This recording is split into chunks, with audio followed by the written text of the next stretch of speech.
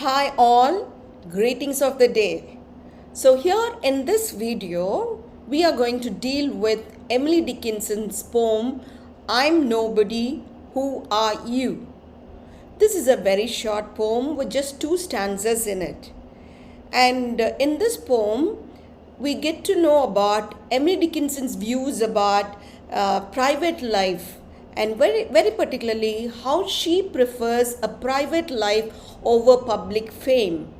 She believed that one's inner self was in fact more valuable than the public recognition. She was not for the public recognition at all.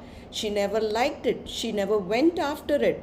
So this poem humorously questions the society's obsession with fame, popularity, and social status. So let's look into the first stanza. It begins this way: I'm nobody. Who are you? Isn't that something surprising to see that the poet begins saying, I'm nobody. All of them want to be famous. But here is Dickinson who says that she loves to be nobody. And she doesn't stop with that. Rather, she asks others also, perhaps her readers, as who they are. So, the speaker of this poem introduces herself as nobody. And when she says nobody, it does not mean that it refers to a person without any values or without any worth, or rather it doesn't refer to any person who is worthless. It just means to say that the person is not very famous or is not very noteworthy or is not publicly recognized. So, she doesn't stop with that. The first part of the line introduces the speaker as nobody, and then she moves on to question the people who are before her, probably her readers. So she immediately asks whether they're also nobody, and instead of asking that way, she just says, who are you? So she's not ashamed of herself being nobody. She's rather very happy and she wants to bond with people who are nobody. So she questions, who are you? And she directly invites the reader into a friendly conversation by asking them this question, who are you? So the speaker wants to know if the readers are also nobody. And if the answer is yes, she's very happy because she feels that they all belong to a special group. And not just a special group, she believes that this particular question creates a secret bond between herself and the reader. That's to say, between the speaker and the reader. So, you see, in the next line, she goes on to ask very specifically, very pertinently, are you? And there's a dash, and then she goes on to ask nobody, dash, and two. So these dashes or these punctuation marks there play a vital role in the poem. They really slower the reading, and you find that it creates a kind of excitement in the readers. And this particular line here suggests that people who reject fame, who don't want to be in the publicity or who don't want to be a public figure, understand quite well or pretty well others with the same feeling, and that's what creates the bond between them. So then she's very happy and she says, then there's a pair of us. If both speaker and reader are nobody, she says, we are companions, we are a pair of us, we're going to gel well. She wants to comfort the other person, saying, if you feel that you are nobody, don't worry about it. We are a good companion. We are a good pair. We'll be good companions, okay? So don't feel lonely. Instead, let's celebrate the very aspect that we are nobody. How ironic, isn't it? To celebrate being nobody is a difficult thought to comprehend or a different thought to understand. So the speaker is all excited to discover another person like herself.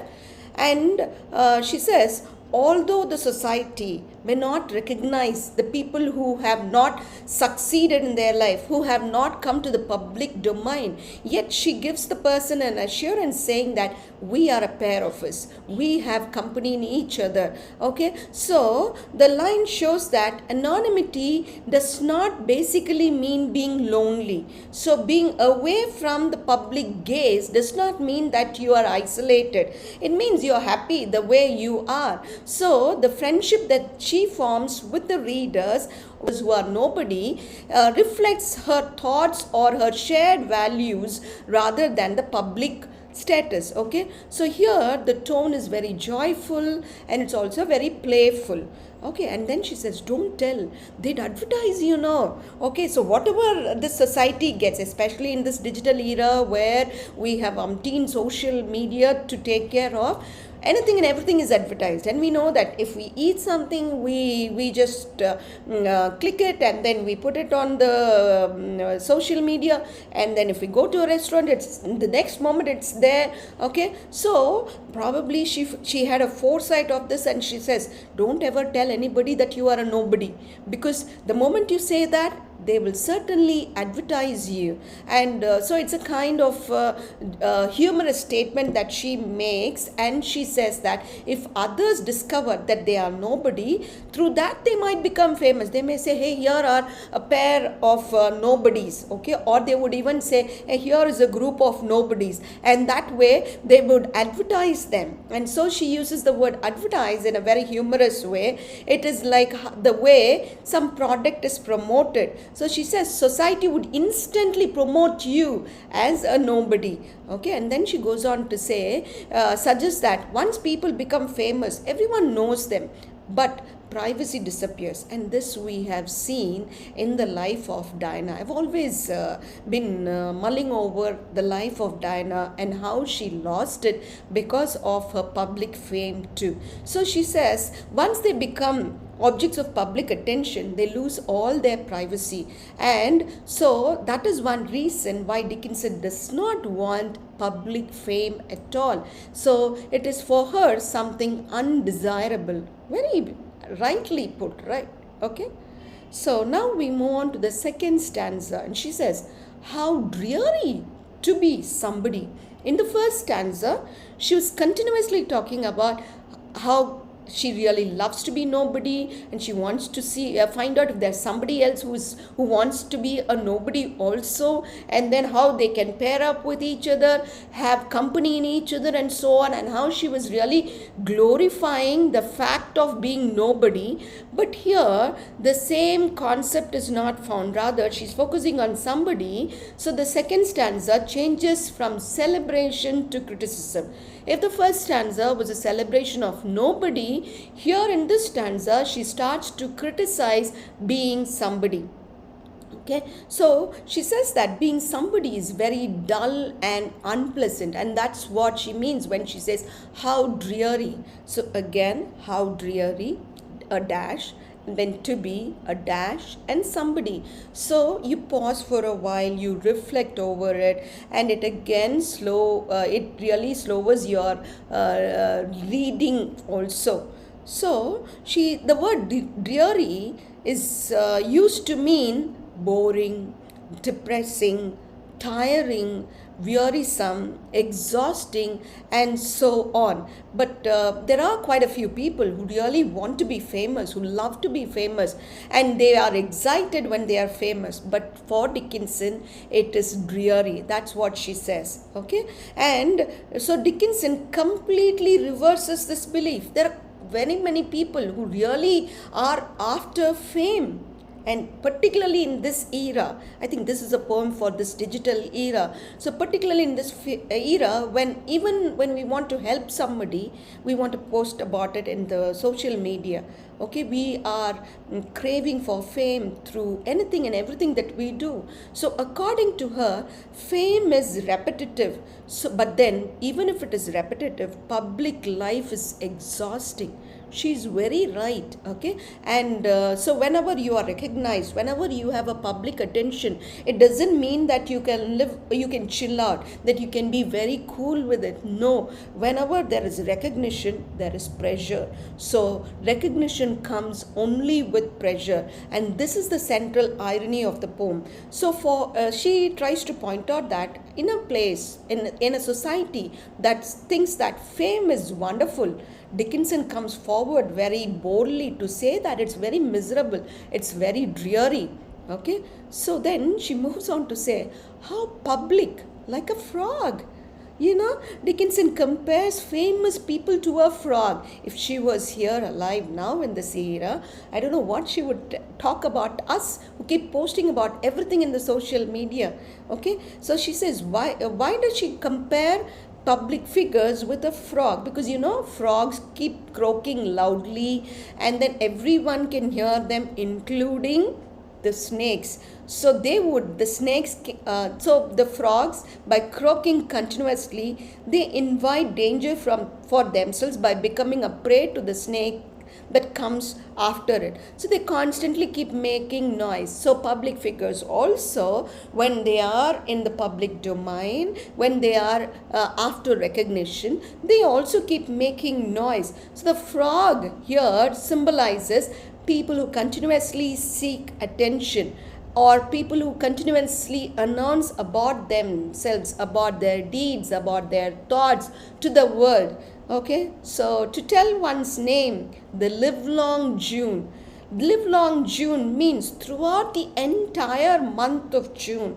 So we understand that it's the breeding season of the frogs, June. And it is in June that the frogs keep croaking continuously.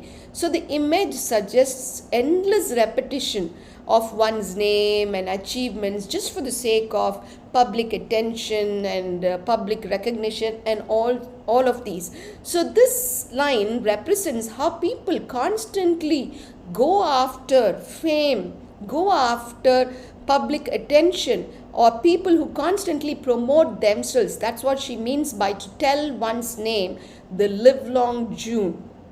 And then to an admiring bog.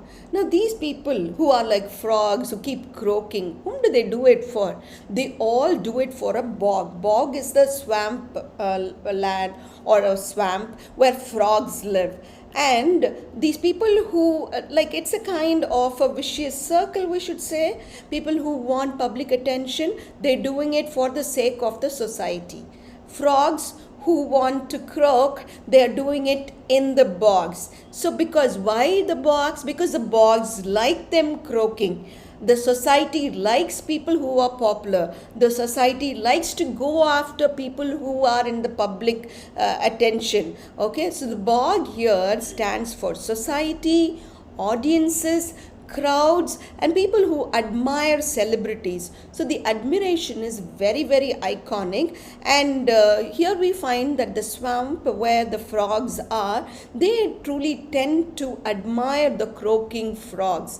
Okay, so there's a subtle humor there, and this humor implies how fame consists of repeatedly announcing oneself. You'll have to keep saying, oh, I did this, oh, I did that, or rather you should have a person employed to project your image and to talk of you continuously. Why do you do that? You do that for a particular audience, for a particular target audience. And when you do that, what is that audience doing? In return, the audience is full of admiration for you. It is loaded with admiration for you. So like the frogs that croak, what admires it, the bogs admire it. So similar way, when the public when the celebrities or the public figures, when they attract attention, who really appreciate it or who really admire it, it's the society. And the society does it not because they are thoughtful of it, but because they do it without much thought. And in the recent times, we have seen quite a few people who are made into celebrities, and they don't stop with being in the celebrity. They move into from the public figure of who entertains, central figure of entertainment. People move into politics also, and then there are quite a few people who really chase them. Do you think they go behind such people with thoughts? We have to question them. So the admiration is shallow. It might keep shifting. Okay, when she says this is an admiring bog, the frogs croak for an admiring bog, it means how shallow and how meaningless is their admiration. Okay, so to conclude, the poem is quite witty, though it's just in 2 stanzas. It's quite witty, it's satirical. So it's a satirical reflection on fame and identity. And Dickinson reverses the conventional values by representing nobody. Nobody is in fact a negative quality, but here she accords positive attributes to this nobody, and she makes this nobody a desirable identity and somebody as a burdensome one. Okay, so the memorable image of the frog that we see endlessly croaking to an admiring bog is quite humorous. Okay, and it really brings forth the emptiness of constant self-promotion or repetitive self-proclamation for creating a public image or public fame. So despite the poem being short, despite the brevity of the poem, it still has enduring questions that we'll have to look into. So enduring questions on individuality, authenticity, and the society's fascination with public recognition. So this really is a poem that is quite relevant in today's age of social media and celebrity culture. I suppose you understand what I say by celebrity culture. Okay, so with that, the poem comes to an end, and we'll move on to the themes of this poem. The first theme is rejection of fame. The moment she says, I'd love to be a nobody, the poem argues that fame is not always desirable. So Dickinson values privacy over public attention. Next theme is individual identity. The poem suggests that true identity does not depend on social recognition. It rather depends on how you live your life meaningfully, even without being famous. Next theme that you'll look into is privacy. So being unknown, in fact, helps you or aids in freedom from public judgment. So the speaker sees anonymity as a privilege. Okay, so she starts criticizing the society, and that's the next theme. Society admires celebrities and public figures. So Dickinson questions whether such admiration is worthwhile even. Then she talks about authenticity in this poem. The poem encourages people to value genuine relationships rather than public approval. Okay, so let's now look into the literary devices. The first one is, there are quite a few symbols that are used here, like nobody, somebody, frog, bog, and June.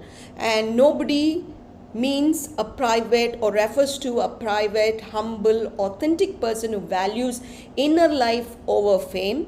For somebody, it implies a famous person dependent on only public attention and recognition.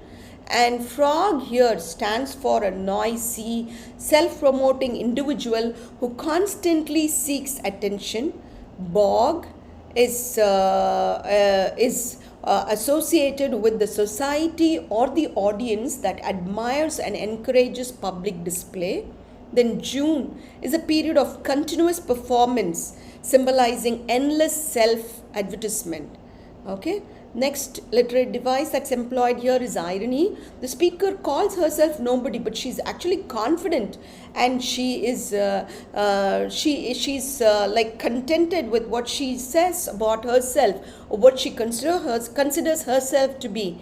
Being a nobody, that's as I told you earlier, nobody is a negative quality, but being a nobody becomes something positive for her. And the next literary device that's employed is metaphor. Nobody is equated with a private, humble person, and somebody is really paralleled with a famous, attention seeking person. So there is no word like to compare. So it is found to be a metaphor. Then there is symbolism. Frog represents noisy, self promoting individuals, and bog, as we've been repeatedly seeing, it depicts an audience that passively admires public figures. Then, with all of these, Emily Dickinson is capable of creating a beautiful imagery. She creates vivid natural images of frog, bog, and June. Though the poem is a very short one with just two stanzas, it has this appeal, and these images contribute to looking into it as a satire. It's a very humorous and a memorable poem, too. Then we find Bog is personified because Bog seems to be admiring the croaking frog, and admiration is a quality that is usually attributed to human beings, and so Bog is personified here. The poem is a satire. It gently mocks the society's obsession with fame and publicity. And then the tone. The tone shifts from playful and secretive tone in the first stanza to humorous and satirical in the second stanza. So, with that, we come to the end of this poem. Thank you so much for your patient watching.